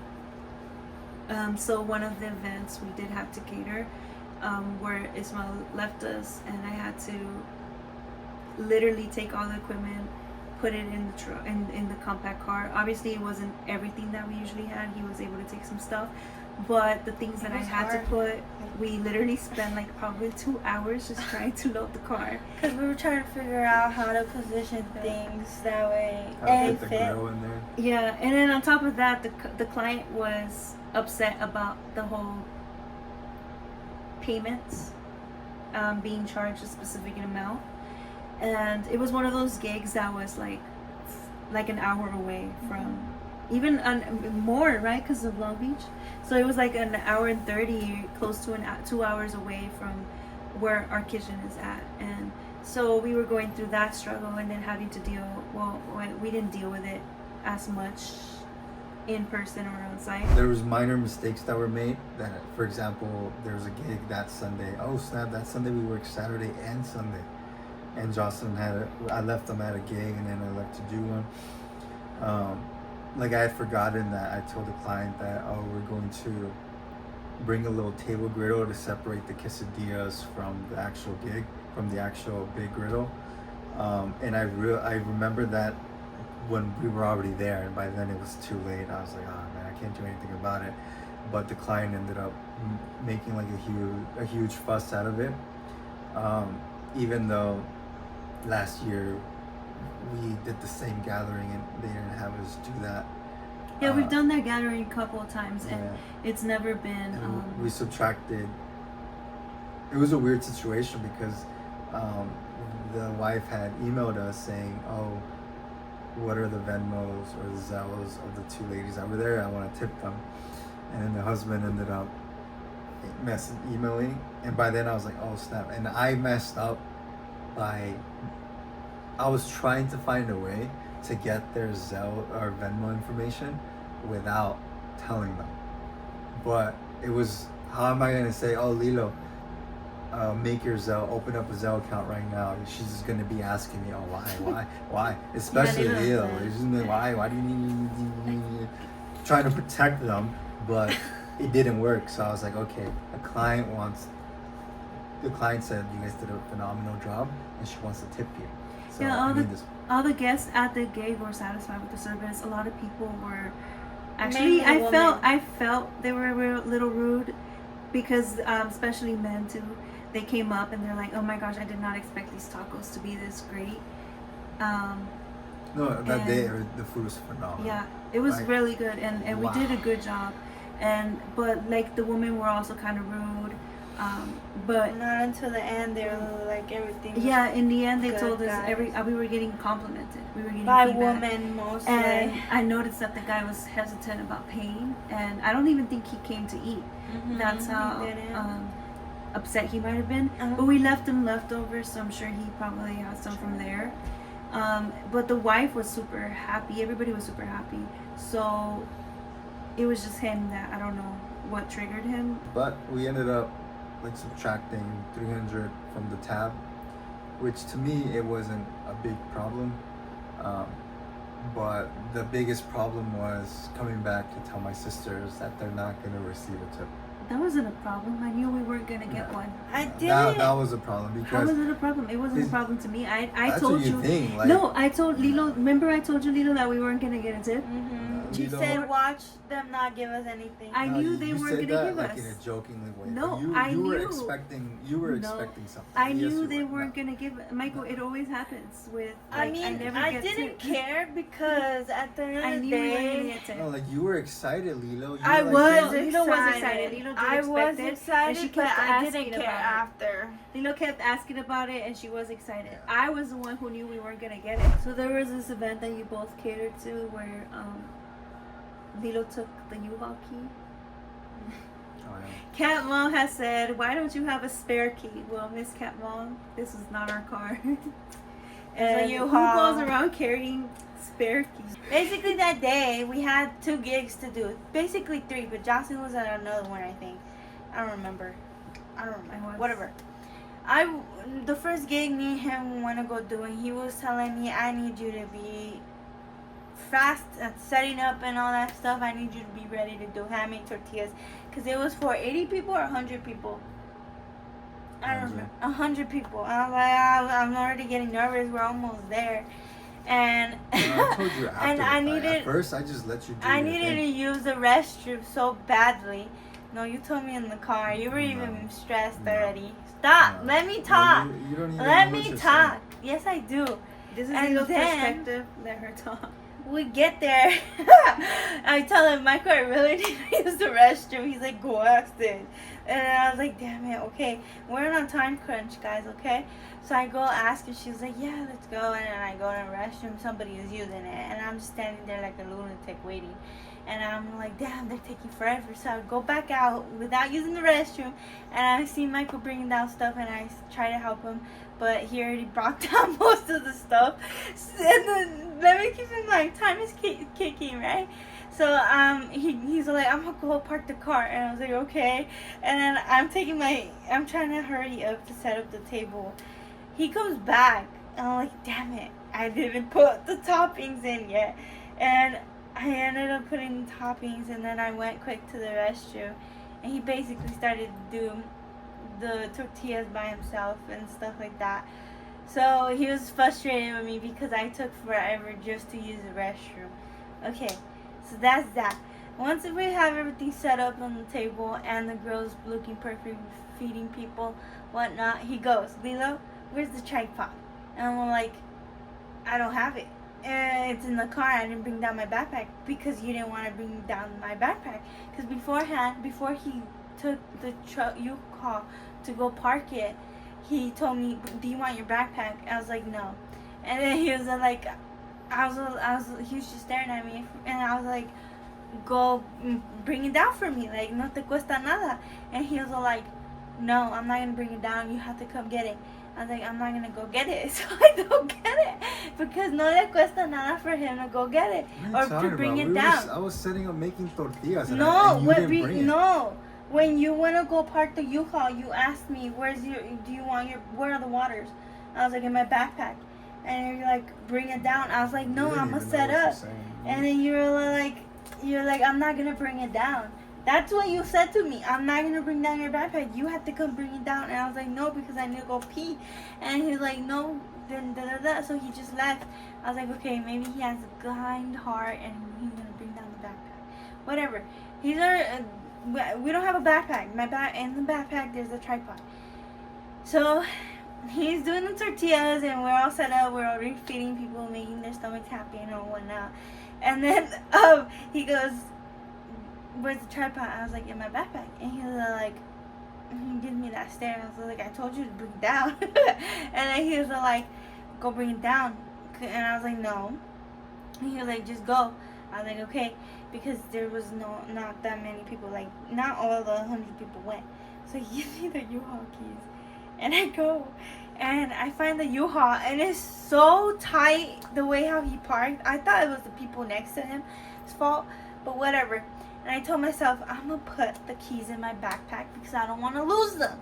I don't want to lose them. Or I don't want to forget them inside the U-Haul and him blame me that I locked the car. You know what I mean? So I take my backpack and the keys are in my backpack and I'm going back and I set up the light, whatever. Hurry up. And then Well, they're first in my of all, backpack and stop, I leave it in the stop. corner of the table. So we had 2 gigs to go to, but they were conflicting in time. So before we went to the first gig, we drove to the last gig to drop off all the equipment. And the whole idea was, as I was finishing up with the first gig, I was gonna send Lilo on an Uber to the last gig so that she can start setting up. And all the stuff was already over there, like the veggies and stuff. We left things in the cooler and the tablecloth. That way she can just come in, the table would be set up, and then I would just show up to just handle the grill, and we would be able to start serving at 6 p.m.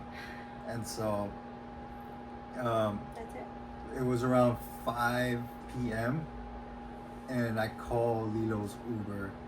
But beforehand, he was stressing me out, telling me you gotta set up, you gotta be good to set up, whatever, get water, whatnot, and stuff like that. And I was stressing out because I never go by myself. I don't like being alone. And when he gets the Uber, he's already rushing me, and the Uber's here, and so I grab my backpack and I go about my day. to go to the next gig. And I'm just in the car, just staring at the window, just staring at the driver who's driving me, and I'm on my phone, but then I'm like, I'm not gonna be on my phone, I need to be aware of my surroundings. And then not even right when I'm close to the house, because I'm recognizing the area, because I'm being aware of my surroundings, I realize I'm looking at the window and I go, the keys were in my backpack. And she texts me. I'm And I'm stressed setting out. up for the new gig, and I'm like, oh my god. I was stressed And I just out. text her, I'm like, go back. And I was like, how do I Not do thinking that? about it, maybe she should have just set up. I was like, No. how do I do 'Cause that? then we were even more late. So you said, so then you had to go back, and The Uber were you about to driver die was too? telling me how to turn around, and I kindly asked him, is it okay? No, not kindly. I just said, can you drive me back? And he's like, he was in a little attitude. He was like, yeah, but change it on the app. He told me something like that. I was like, okay. And then I changed it. And then once I told him the situation, he was like, oh, okay. But he was like, accidents happen. And I was like, oh, chingada. No, te creas. Before that, she had called me, and then I pick up the phone because I was already packing things up, There's a light. and I was at the party, and then she tells me, Michael, I brought the keys, and I was like, no, ya valió madre. I said that, and I think the lady that hired me, I think she heard, and I was trying my hard to keep not blow up, but like I can't do anything about it at that point. I was like, come back, and then I started just taking my time unloading. There's nothing I can do at that point. I'm like, oh, we're gonna be late to the wedding. And I'm like, okay, and so I started packing things up, and then slowly putting things, because I already knew it was gonna take her like 20-30 minutes to get back. And yeah, she got the keys, and she gave me the keys when she came, and I loaded the truck, and then surprisingly, we were supposed to start at 6 p.m. and we were ready to go at 6:30, which I feel like it wasn't a big disturbance. The wedding planner kind of gave me an attitude, and Mostly to with me. all the shit that was happening, the car crash and that, and I'm just like, be fucking happy that I'm here, man. And I was like, I'm not gonna. No, you put know up what you with should this have shit. told this? You should have told the party planner. You'd be like, you know what? You know why I'm late today? Because she was supposed to come set up, but we don't have a car because I got crashed. You always say traffic. You have to keep it professional. No, you should have. And it'd be then- like, I got crashed, and like then my dad died a year ago, and you're over here getting upset because we're not starting 30 minutes in time. Well, yeah. Yeah, like you. That's when you like, pull that car. that whole. To me, like, it's funny because people over text and over the phone can be very mean, but in person, no one ever says anything to She me. was more mean to me. Yeah, they don't give me attitude. Like, over text, I told her, I'm like, hey, I was just saying, hey, unfortunately, we faced a little disturbance. We won't be able to start serving until 6:30. And what did they say? And then we were already on the way there, and it was already like 6 p.m. And I received a text from her, and she was like, dinner is supposed to be right now. Oh, yeah. She told me that. And at that moment, I was like, nah. You can't do anything all about it. All the Like, madness you that's have- happening, like I don't even care. Like, I'm happy that I'm just like barely showing up. And also, I feel like there are certain occasions that strict arrival on time is necessity. So, for example, to certain degrees, work environments, because they can't stop production just to feed everyone. And also they have lunch. They Yeah, have lunch, the time. specific lunch punch in times. and I out. understand that.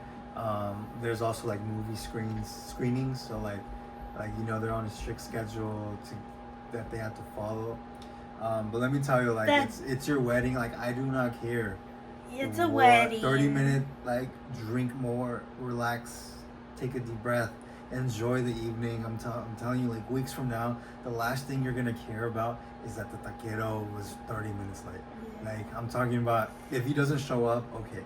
If it's an hour later, okay. You If could you get complain. food poisoning. Wait, guys.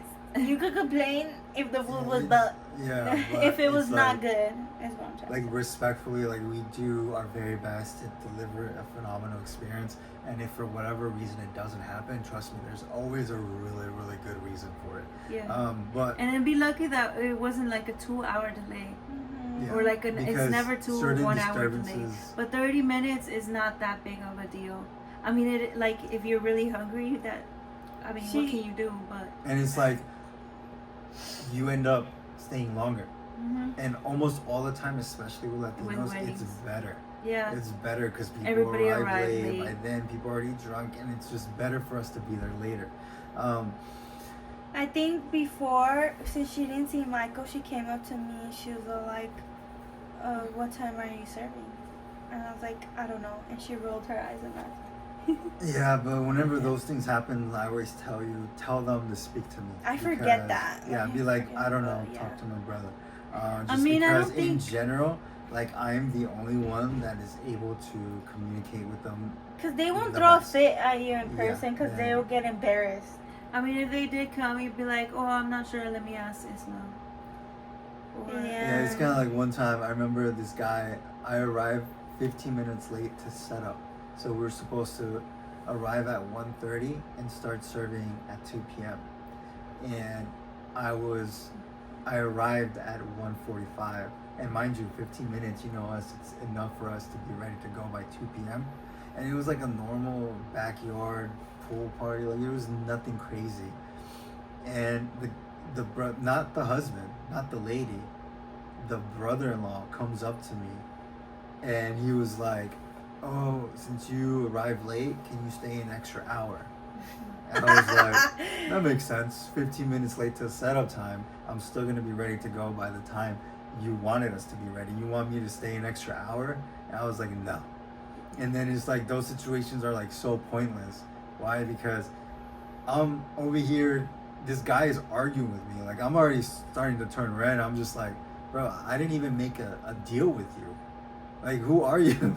Like, go maybe away. they sent him Yes, because to confront, but they didn't want to confront you personally. Like some of Which is still oftentimes bad. like I'm happy. I rarely deal with confrontation, because and nobody should ever deal. And I mind you, I always have the utmost respect for people, but it's hard for people to tell me stuff. Like I've noticed that, and I actually am grateful for it, but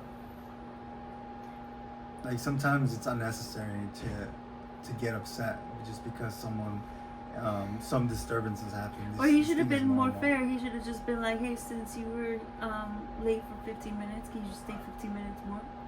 But I wasn't late. I know you weren't late, but if you agreed to be there at a certain time and they thought you were gonna be there, No, like in their head, how they don't much know. setup time is not. Were their you concern. ready? Yeah, it's before? not. But like Yeah, I some was people ready to go at care. 2 And what p.m. did you do? You came, and mind you, I think I would have been ready even sooner. But you know, when I go with you, I need to do more of the unloading. But for example, if me and Dad went, yeah, because I mean, at the time, like she's too short to grab things. Like I have to grab things for her from the truck. No, she could also do other things, but she doesn't. No, like in those cases, like if I for example, if I arrived with Jocelyn, that gig we would have been ready within 10 minutes.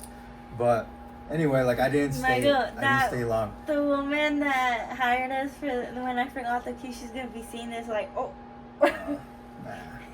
I don't know if they'll watch her stuff. Maybe On they TikTok. subscribe to But YouTube. so Lilo, when we arrived to the Subscribe to first your podcast. gathering, you have to go to the restroom. You leave. I put everything down. And then Yeah, that's the thing. The difference, and this is something I don't Mind think you- it's that great to do, but the difference between Lilo, me, and Mom is that when I go to catering gigs, if I have to go to the bathroom, regardless whether I have to go or not, I will set up everything and hold it in until hold it in it's the ready, whole way and then there. I'll go. Yeah, Even if that was like the case, I don't and mind that's it. not I don't a mind good it. Like thing. you go to the restroom. That's but not a good thing for your bladder and stuff, but that's something that I've been. But Jocelyn, so listen to this. So we're supposed to start service at 3 p.m. Right? We got hired to feed 100 people. With tortillas. Handmade yeah. tortillas. It was 3 p.m. start, right? It was 2:50. Not a single tortilla has been made, Mhm. and the plancha had just had enough time to turn it on. So I barely turned it on. It is 2:50. The meats are not there. The tortillas are not. We haven't started making them, and the table's not ready because homegirl is over there waiting in line to go to the restroom. And so the only thing I told her is that she needs to be quicker. Like, and well, the bathroom part is not her fault. I think that's the why I setting went up of out the table. back. But That's you why should I have went waited out if you back. saw that, like, you were starting at 3. Like, you let me just tell you, do the did you go to table. the restroom right away? What did you do when you were waiting for the restroom? You I- held it in, right? Yeah, but I was about to come out. Like, it was coming out. So I was like, you know what? I need to hold it before I start walking back. Well, I'm not And mad I at that did because that. I I know, walked like, back, when you came back, And that whenever, phone still took yeah, forever. when you came back, Lilo, like, the way you take forever to set up the table. And I already told you. You already told me how, but a little bit of everything, you know what I was right? doing. I was You putting cut, a lot. Cut one line. But you know what? I and was that's putting it. a lot because it was for 100 people. Like, at first, it is very, very crucial for us to start at the time that they want, especially when we are dealing with multiple parties. Why? Because we have another obligation. We Well, can't that day start too, later. like, because it was particular circumstances, you weren't there on time. No, that's not Because true. you said how do you only have 5 minutes to get started to do the prep and you're just gonna start serving Because people? I It was makes no loading sense. everything by myself. Yeah, but that's not. No. So then you were late. No, because we were. if I you were, unloaded, and then she still wanted me to bring down her backpack. That's probably why I said no. I'm not gonna do it. Look, Like, let me put everything down. Jocelyn, we Let's be arrived real. on time. Okay, Okay. so No, then- we And didn't. yes, we did. Tortillas and Yes, we did. everything. You know why? No, yes, we didn't yes. because for tortillas you have to arrive So 1 then how hour far before. was the whole and settup? we didn't arrive 1 The only hour reason that I before. find we Holds up right arrived there. 40 minutes, 50 minutes. Like, I had to patrol and to freaking park the vehicle. I went around multiple Yeah, times and because I that's- couldn't find parking. See, that's not necessarily those fault. Those situations, No, it's not. I usually help you. I go park the car. Lilo, when we have these kinds of events where we need more of your help and your support, thank you for everything you've done. No, But- apparently Ponte I las do nothing. pilas. No. I have a question for you, Lilo. I heard that day too, when you were coming back or going there, the Uber driver almost got into an accident. Oh Do you want to yeah. talk about that? We were driving on the way back. He was going fast for me, kind of him. And as he was going, not a truck. It was like, I don't even know what type of truck it is, but it was a truck. And it was trying to change lanes, and it did it, but it shouldn't have because the car was already going like way straighter than he just shouldn't have. The truck shouldn't change lanes because Yeah. the car was close. Going. Yeah. And then my Uber driver beeps and he's like, what the fuck? You know? And yeah, I don't remember if, I think he did end up, no. Since my Uber driver kept going, and he beeped, that dude just went back to his lane because of that. But whatever. Yeah. Given the events that happened, I think things went surprisingly well. Like, it could have been much, much, much worse. Yeah. And on my way back, I was just contemplating about my life and the error that I did. It's funny, when it happened, like, I wasn't even mad. I was just like, fuck, I can't do nothing about it. Yeah, that's what eventually I came to the conclusion Yeah, I because I feel was like- worrying. I was stressed when I was setting up in the other event, and I shouldn't have been stressed. But I think maybe, I don't know, I had a presentimiento that things were happening with them, and I couldn't do anything about it. I was reflecting on my situation. I already knew that the person that felt the worst was gonna be Leila. Like, and so immediately the first thing I said to her, what? It's because, look, guys, I think it's because, look, No, well, she's the one before, that made the mistake. you guys Obviously, she's didn't- not gonna feel Yeah. good. So the first thing I said to her, I'm like, it's okay, it's my fault, it's my fault. I wanted to give her that because I care about Leila. They didn't ask me earlier, but they didn't ask me how I felt about Michael's situation, about the car crash. But like, every time I see a loved one in pain or like in a situation, I feel bad, so it hurts me. During a car crash, I thought about you guys. I was like, Did you oh really? no. Yeah, I was like, Mom, she's gonna go crazy. She And was. I was like, oh, my sister they still need me. Like, what if something happened to me? And I was Michael, like, something "Damn." happened to you? I'll miss you. What the fuck? I was like, you know what I said? Best believe, yes, we will suffer, but like I was crying. Even like he Dad wasn't and Mom even have dead. said, we have to. I know, yeah, we're devastating. Yeah. Not just because of work. I'm and getting things like that, emotional no, just but, like, thinking about it. You're a brother. We love you and we care about you, even though you made us mad. So, and you're like our best friend. I thought, like, Lilo's what my is best Cat friend. Mom gonna do? What? What? What do you mean? Yeah, like if I You thought died, about like, Cat Mom? what is Aw. Cat Mom gonna do? Oh, you know what? She I've seen her in other people's posts. Mm-mm. She comments on other people's posts. She's moved on. She's a traitor. I'm just kidding. No, she's not a Just traitor. kidding. She's been waiting for the podcast. Don't cry. Lilo's crying. Yeah, Lila was crying a lot for you. I think I didn't cry because You did cry after. oh, I did.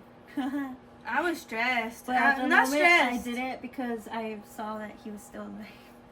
I was just crying. Yeah, Lilo was really impacted. No, we've been through a lot emotionally. Well, thank the Lord and, you know, for him still being alive and with us. And thank you for everything you do. I appreciate you guys tremendously as well. I know I tell you every day. Tootie. I just wanted to say it again. No, you do not tell us everything. Guys, look, Wow. I'm still whole. I'm happy. How has this accident traumatized you, and how have you dealt with the trauma? I haven't Do you dealt- think that you've been more cautious with driving, or in general, like, I'm a good driver. Like, I don't understand why they always say that. You know, like I'm an amazing driver. You're not a bad driver, but I do feel that. Never mind, whatever. I'm just I not do gonna feel say that anything. his body reacted like that after because the day of he didn't let it out, like the pain I felt. I think Yeah, 2 weeks I'm after he was amazed. feeling everything. Yeah, I'm amazed that it was such a delayed. My body had such a delayed response. I think it's because he was in flight and fight mode. So Yeah, like he like, couldn't he was, really. like- Because like I said, he said he had a gig on Thursday, Friday. I think he has There's working, way and too then many Saturday obligations that and week. Sunday.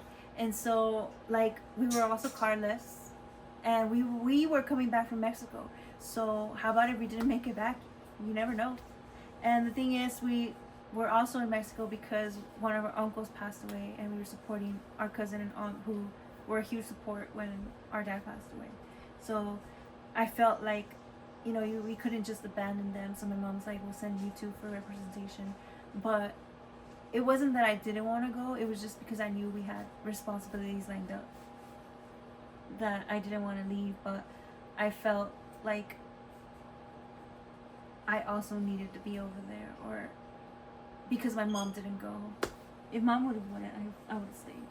Make sure Damn, to TikTok, subscribe. comment down below. What do you guys? How would you guys feel? How would you guys react if things went worse than what they did? Could you guys live without Fernando's catering? I wonder how TikTok would react. How do you think they would react to me going away? One of the comment, I feel people would put the comments like, I didn't like this dude, but I'm sorry. You missed it. No, because they did that when our dad passed away. He announced it. They were like, usually I'm beefing with you, but this is sad. This is serious. Didn't someone say things like that?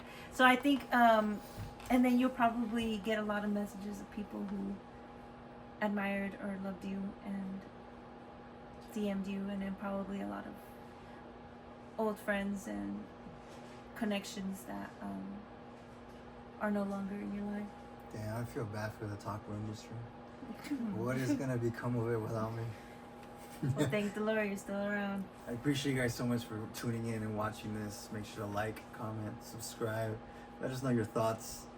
And thank you so much for tuning in to the 9th episode of GuacnChippies. That was it?